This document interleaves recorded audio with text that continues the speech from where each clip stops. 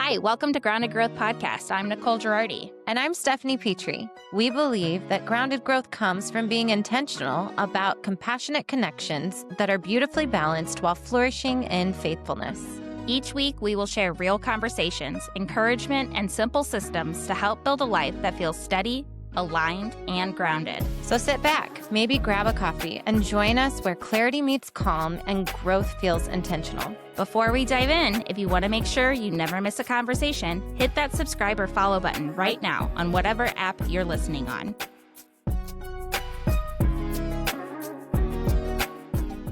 Welcome back. I'm Stephanie Petry. And I'm Nicole Ghirardi. We are going to dive right into this episode. Now that you know Nicole a little better and you know me a little better, it is time for us to share what we're learning in business together. I'm still very much a newbie. This is fun. You're doing a really good job, especially with my momentum and OCD and ADHD, XYZ, all of the things. Yes. I will say though, it does bring me a little more peace to actually know that I'm doing this with somebody that knows what they're doing. I wouldn't say that much though. I mean, we're learning as we go. So yeah. So this episode's all about how we are imperfect and just trying our best and learning as we go. But we already have learned quite a bit. Yes. Not just with each other as friends, but also just how we work well and how we don't work well. And what do we do when we are on two different pages, and how do we come back together, and just even pausing and pivoting. So we just thought we would talk about kind of what we're learning, and here we go. All right. Well, let's talk about pace and capacity. So, I mean, I feel like I picked the hardest one first for us to talk about. I think it's me that struggles more at this than I think you do a lot better job at pacing yourself. I really do. Ever since you started time blocking, I feel like time blocking's helping, and putting due dates on things is great, while I have that laundry list of things that I want to get done and feel like I have to go. You are so good at creating content, but good content, and you're very thorough. Well, thank you. And all of your ideas are so great that it's hard to be Nicole, we need to focus on just one. Actually, true story. I text her and I say, I am ready to open the next can of worms. And I have mini cans. I do. And I think the biggest thing I learned with your pace is I have always worked for myself. So I did what Nicole Ghirardi wanted to do for the agency. So it made me really slow down and be like, okay, now I have a business partner and I have to think of her way of working through things and being able to find the time to rest so that I don't overwhelm you like we did in the beginning, because I did a really good job of overwhelming you. I almost thought I lost you for a second there. It lose me. I think just when we realized that our pacing was so different, when I just assumed it was the same. I think that's the problem, is I thought because we're so similar in lots of ways that our not work ethic, because I think we both have good work ethic, but it's just a different flavor of how we do things. And so it's just taken time. It's taken time. It's practice. It's taken some failures. It's taken a lot of dips and turns along the way. But I think that part of it was understanding when I was feeling overwhelmed and why was I feeling overwhelmed. Sometimes it was out of just incompetence. I felt like I wasn't able to keep up with you and I was going back. And then I get frustrated at myself. That was a different overwhelm than I literally cannot take anymore. Yeah. So understanding what type of overwhelmed I was feeling so that I could communicate that with you more than just my deer in the headlights. Yeah. Well, and I think both of us struggle with, we want to get it all done right now. We have all of the things and we want to get it done, but we realize, okay, but that podcast isn't for another 6 weeks. We need to push it back. We need to have that edit and all of those things taken a back burner while we work on something more. It's fine-tuning the multitasking, but really not multitasking because we're working on one project at a time before we move on. And the accountability, because that That was like because we could batch a lot of things, there is a lot to do and it's never ending. But when we started putting due dates on our calendar for things, it really helped me pace better. And then I knew we were still going to be on the same page. The other piece of that is the accountability factor of, I remember I had like this big chunk of time, I think because of winter break or something. And I had a goal for myself to like edit all the podcast episodes. And I remember you saying like, is this the same rate that you're going to be doing this when school starts back up? And I'm like, you know what? You're right. There's other things I could be putting my time into.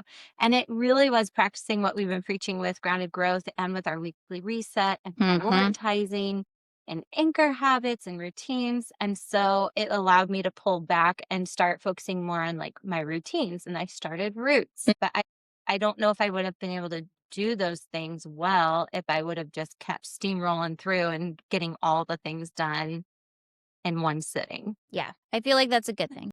And I think a lot of me realizing your pace has brought me to slow down more. And I feel like with me slowing down more, I've been able to kind of get clearer with where we're going and gaining that insight of this makes sense, but this doesn't, and kind of tweaking as I go. Because I do love to create content. I have so much in my brain, and I'm just like, we need to put this in there. So now I just keep creating and I don't tell you. And there's a secret file in my Google Drive that when you're ready for the next can, I'm like, here we go. I have practically everything done. We just need to kind of mutually agree on what we're doing, tweak it, and make it our own. And it's working for us so far. Yes.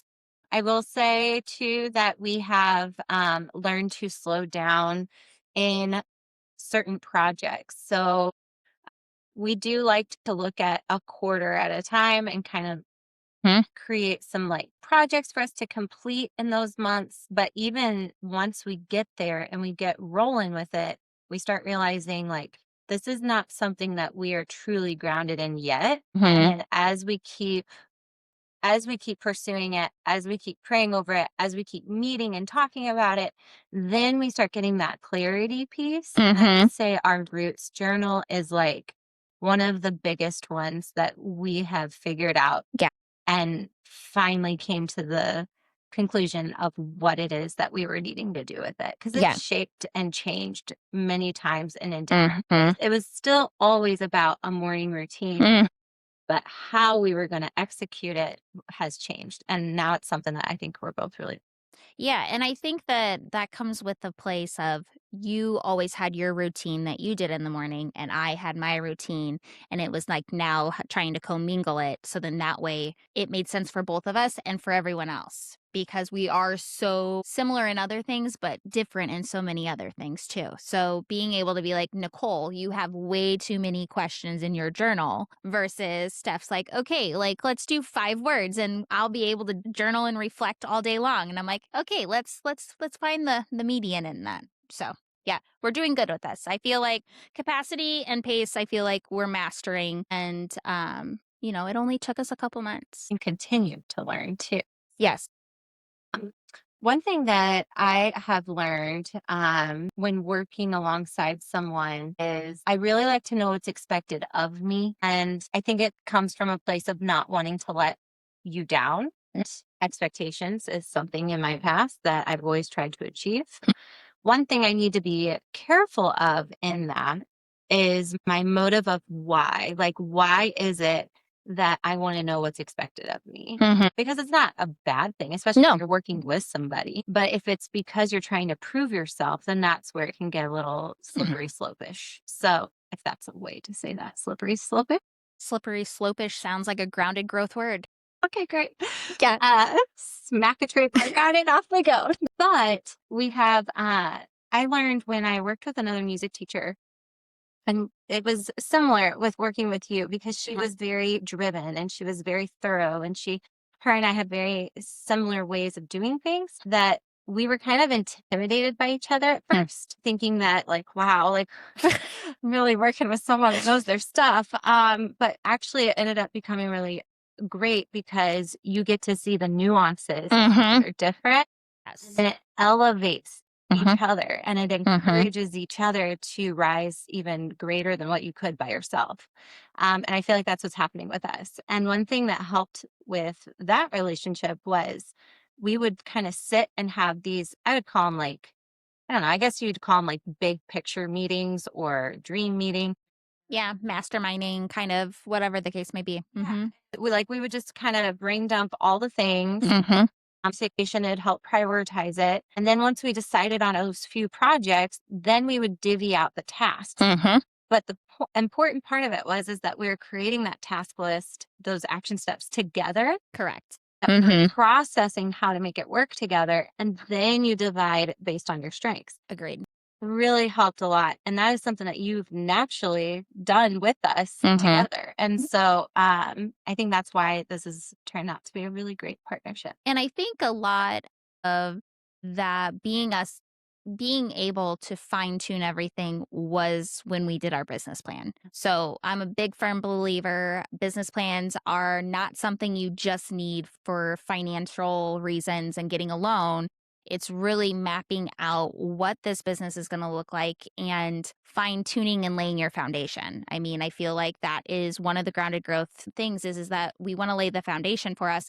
We had to lay down the foundation for the business. We needed to see where we both wanted to go naturally. And those questions that we were able to fine tune really brought me to realize where you were coming from. And then me throwing my ideas out, we were able then to kind of mesh everything. And I felt like that key moment of us both realizing that we were so task oriented and that we didn't want to let each other down. And I think a lot of the expectations, it's not a bad thing to have expectations and know where you are. Some people need to know the why, and some people don't need to know the why. You're a why person. I'm just a go do it kind of person. And I've had to realize that. And that's where diving into those business planning questions made me bring the emotion side and your creative side to it, where I've always been business plan, business owner mindset and not thinking outside the box. Do you know that it's crazy to hear you explain me that way because that is not how I used to be. Really? Oh, so much so. And like, I would have never called myself a relational person. And Mm. now it's like who I am. Yes. And I think that's just Jesus, to be honest. Like, I seriously do. So yeah, I think when we are learning about like our focus and our priorities, that is definitely it in a Yeah. nutshell. Is learning one another's, um, and also realizing that we are doing more of like prioritizing our timeline versus just the project. Agreed. And I feel like checklist is really important to us. Deadlines are, we that way then we can plan as we go because we have total different schedules and where you have some patches during the day and at some at night and I'm always vice versa. I feel like we never work at the same time, but I feel like we've gotten the great tools in place to be able to work even though we don't really get to see each other as much as everyone thinks we get to see each other because we're neighbors. So like Google Chat was smart. You're a Google person. So Such a Google person. yes. It's a lot of like tag you're it. Mhm. Like, Yes. hey, I've gotten my stuff done. Now it's time for you to do yours. Mhm. It's Yes. been working. It has been working, especially our Google Sheets database that Stephanie loves I to love use. the word database and framework. Well, we'll be coming out with some type of framework in the near future just for Stephanie. Okay, so let's talk about leadership and let's talk about boundaries. I'm going to let you go first. Yeah. What are boundaries? You are really good at boundaries. Don't say that. All right. Well, I've gotten better, I will say. And I think that it's because when you know what is a priority to you and you know what matters most, it is much easier to protect that. And when you call it non negotiables. And when it is trying to cross that line of something that I am not willing to budge on, then that's when I will stand up for it and Yeah. I will say so. And so I think that one thing that I've learned about at working together with our leadership and our boundaries is efficiency is something that I value very much. But so do you. And so having two very organized, very driven women. Totally different organization, though. And like Yes. there's been many meetings where we've just talked about like how to organize our Yes. Google Drive. Stephanie's a hyperlink freak. Hyperdocs. Yeah. Yeah, no, I have been bringing it over into my business though at the agency. So I need you to balance me out because sometimes I over Oh, yes, I could see that. Yes. where it's not efficient anymore. Like our episode outline. Yeah, there's a lot of hyperlinks. I added more though. I added more. We needed more hyperlinks to like link to our Facebook page for our social media and link to a blog. It is one click and it's a lot easier than it did in the past. I do give you that. I think when it comes to like mindset of leadership and boundaries, a lot of this changed for me last year. Is that I began to realize that leadership doesn't mean saying yes to everything, and that creating boundaries and protecting my time has been really valuable for the last year. And it's kind of one of those crazy things that I felt like the hustling mindset, and we've talked about this in other podcasts, that I felt that I needed to say yes and I needed to do all of the things, but I took a big step back last year, and financially it didn't make a difference, where I could step back, take time with my family, figure out who I am, and run my agency, start a crazy passion project with you that's turned into grounded growth. And I walked away still making the same amount of money as I was hustling. So, and I got time with my family. So saying no is my thing this year, is being able to say, does it bring me joy? If it's not life-giving, this is from you, then I'm going to say no to it.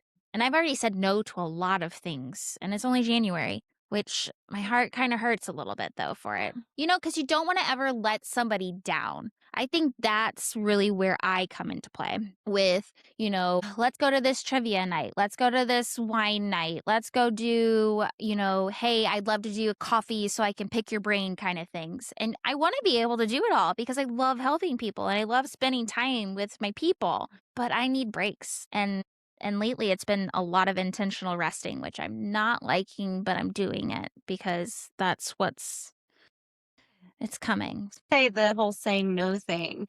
A couple things that kind of have helped me with that is when you are saying no to something, you are saying yes to something else. Vice versa. If you're saying yes to something, you're saying no to something else. And so this helped me when I was starting to practice boundaries, that I needed to look at what I said yes to. And sometimes it's a family yes, because if it takes you away from your family time, then that needs to be a decision you make together. So, and realizing that when you say no to something, then what is it that you're going to say yes to?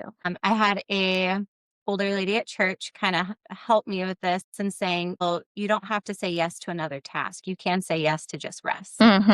And that didn't sit well with me at first, but she was right. Yeah, it doesn't sit well with me. Those people in your life. So the other thing that I like about that thought process is when you're saying no, you're allowing someone else another opportunity because you don't have to do it all. And it's been really neat. I've been able to see this, especially at church, when I said no to a ministry that I was a part of and I stepped back, being able to see who was able to say She's blossomed. Yes. So I think that it can be a blessing to have boundaries. I agree, even though it was hard. Yeah. It's nice to be able to time block so then that way then you can use that as your boundary. Let's talk about time block. Yes, let's talk about it. Guess what? I'm creating a time blocking course. You are? I'm not ready for that, Kim. So time blocking. Yeah. Really came from Nicole. And picked her brain about that, made a little template to try, and then another one, and then another one, because, you just keep trying to find one that makes sense. I realized after time blocking I think this is week 3, that I've been time blocking. You're literally putting everything in a block of time on your calendar. And I even go as far as like from the time I wake up for my workout and my roots time to traveling. Sometimes I will make like a phone call in the car to check in on someone while I'm traveling, or I'll listen to a podcast in the car or something like that, to even when I go to bed. So, like, it is literally, and it can seem overwhelming because I did share this with a friend who is not the same mind as me, and she just found it to be too overwhelming. But what I liked about it is 2 things. Well, lots more than 2, but 2 things. I really enjoyed how I was able to look at my week, put like a to-do list of all these different things that Mhm. that needed my attention for the week. And I was able to see my blocks of time that were open that I could put those in. What that allowed me to do was to realize this is going to be taken care of. And I wasn't constantly thinking about those tasks because I knew I already had it on my calendar for the week. Mhm. So it allowed me to like really hone in and focus on Mhm. that thing and release those stress of the other things. Yes. And I think that if you dive into what I like to have people do before time blocking, which you're an accelerated student, so we didn't have to do this, a time audit. So, a time audit is you take 3 to 7 days and you literally don't plan anything, just be you. And you write down everything that you do and you put it in like at 8 o'clock, this is what I'm doing. And you're just writing what you're doing. You're scrolling your phone, you're doing all of the things. You literally audit your time. Then we take that and we see what's the non negotiables, what are your routines that you're creating, what are you having to get done versus you're choosing it for pleasure or you're just, a mindless thing that you're doing. And then you take all of that and then we start planning chunks slowly into because a lot of people don't like to time block like immediately from top to bottom, which that's probably your friend. If your friend would start small and say, I'm going to time block the time for family time, that's all I'm going to do this week. Then you build like a habit stacking, your time block stacking. So then that way your body and your brain and gets used to it. And then you put all your non-negotiables. Then you put your priorities because we recommend at least 3 priorities per week. You put those in and then you build on it. And it's neat to kind of see how it works, but I love time blocking. I mean, yeah, I enjoy it. Um, the other thing I really enjoy about it is realizing I literally have zero time to say yes to anything else right now. Mhm. There is no more time on that calendar. Yeah. There isn't. And so that's allowing me to set that boundary in place of, I'm sorry, I can't. I Mhm. literally can't. I'm a firm believer that you don't need to justify your no. So, All right, what are we learning about growth and success, Nicole? it does not mean more, does not mean faster and bigger. And I think a lot of it is the hustle mindset is dead, where that's not what growth looks like for me anymore. I mean, it looks like that for some people. I mean, it used to look like that for me, but I've realized that's not growth in what we need and what we look at it as. And it's not that we can't grow. I feel like we're constantly growing. It's just not that go, go, go, go, go, go, go, go, go. Mhm. Yeah, I would say that like my biggest goal for grounded growth is to share Jesus with others. That's been my biggest goal. And that's when I know that we are having success. Mhm, When we're able to be real and be honest mhm. with where we're at in life and what he's taught us. I feel like watching you and your journey just through grounded growth is success in itself because I was always thought that the things that I do are way too much for anyone and that I wouldn't be able to share it because it'd be overwhelming. And watching you with the slower pace and having the boundaries and everything and me being able to share what I do and you're like, oh, I like this, I can do that, it makes me feel good knowing that I can help somebody. Even, I mean, I can care less if we make $1. Well, I take that back, we do need to make $1, but that's not the purpose. And I think that I went to an LBB event, so Little Black Book, and I was talking about grounded growth, and one of the other members described it completely that this is a passion project for us and that this is really not about the revenue. It's not about the financial growth. It's being able to help grow women to be laying the foundation of where they want to be and finding God's word for them and being able to do all of the things that they want to do in their time and God's time versus just saying, hey, you need to do X, Y, and Z in 2 weeks and get all of this done. That's so good. Yeah.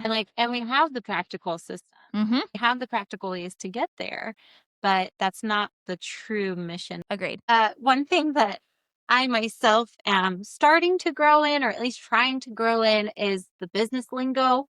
Uh, Sometimes I have to like have Nicole slow down and really teach me some things Like I had to learn what a lead magnet was, and that was like a new term to me and other things too. But I'm trying, and I have downloaded a couple business podcasts. Proud of you. So that's an area that I need to grow in. Well, you're doing a wonderful job of it, friend. With the growth and the success, I think that a lot of people feel like I need to be successful in my business and I need to be successful in my personal life and that people can't be successful in both. And I think that a lot of it is that your business is supposed to support your life, not run your life, and that there's more to life than business. And I learned that the hard way.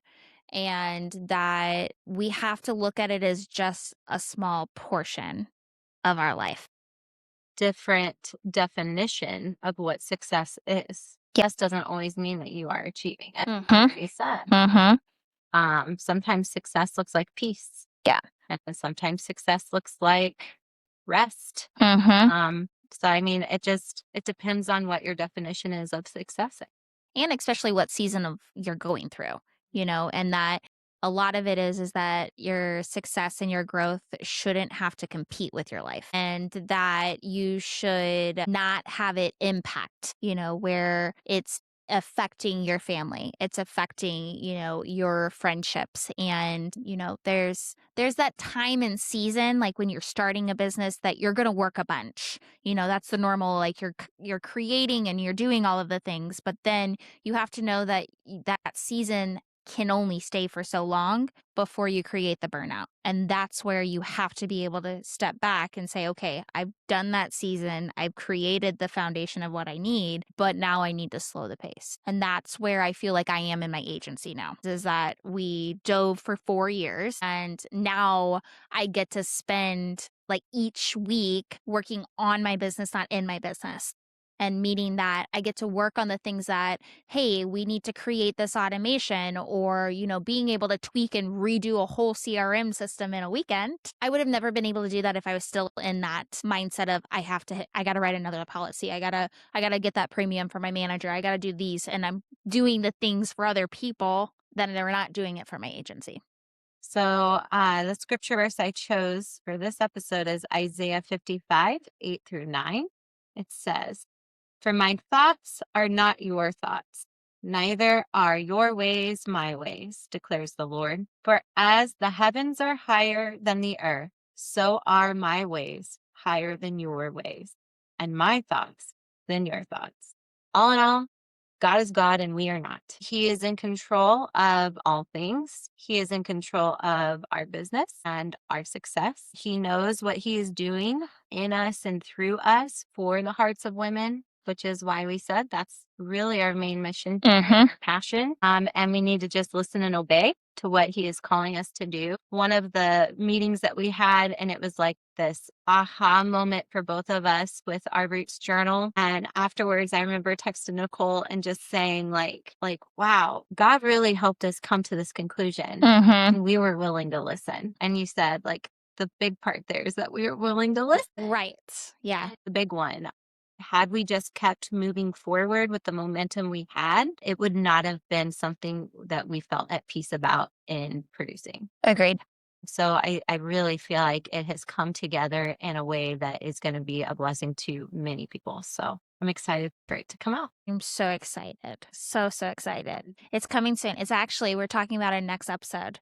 So next episode is all things Roots Journal. I'm so excited about this. And before we go to that episode, just kind of wrapping everything up, is if business feels heavy right now, it's not always going to be heavy. You are not failing. You are growing, and that you have to give yourself grace. And being able to just simplify a few things and really sit and reflect on what you're doing is really going to help give you the space that you need to be able to figure out, this is my priorities, these are my boundaries, this is what growth and success looks like. And it's not going to be the same as the person sitting next to you, or it doesn't look the same as another insurance agent that I mentor or work with. So there's no right, there's no wrong. It's just taking it as you need. All I have to say is don't move unless you have peace about it. Talk to God about it. once he gives you that clarity and that peace of mind, then that's obviously what he's calling you to do and move. Yes, ma'am. Well, until next time, we can't wait to talk to you all about the roots. We will see you guys in the next episode. Bye. Thank you for joining us for another episode of Grounded Growth. We hope today brought you clarity, encouragement, and a gentle reminder that you're not walking this journey alone. If this episode spoke to you, we'd love for you to share it, subscribe, and leave a review. We'll see you next week. Until then, stay grounded and keep growing.